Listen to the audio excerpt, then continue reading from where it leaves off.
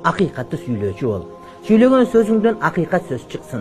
Жалганды, ууруну, гыйбатты сүйлөбө, акыйкатты сүйлө. Пайгамбардын осуят келет, акыйкатты ачуу болсо да айт деген. Мына ошол акыйкатка амал кылган адамдардан бол. Акыйкатты сүйлө жана акыйкатты ээрчип, ошого амал кылып, аны жашооңо ашыр дейт. Эмне болот десе, Кудай Таала жүзүңө нур берет, көкүрөгүңө көрөгөчтүк, данышмандык берет деди. Жүрөктүн басирасы бул көкүрөктүн көрөгөчтүгү. Эгерде бир адам акыйкатты сүйлөп, акыйкат аткара турган болсо, унун жүзүндө нуру болот. Баскан жолунда ачык нур болот, урматтуу бир тууганым. Ошондой эле мына ушул адамдын көкүрөгү данышман болуп, көзү көрбөгөндөр көрө турган көкүрөктүн данышманды көзүнө ээ болот.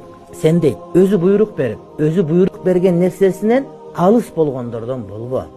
Bir adam жалган сүйлөбө деп, өзү жалган сүйлөсөң адай болбо. Ким нерсеге буйрук берсең, ошону өзүң дагы аткар.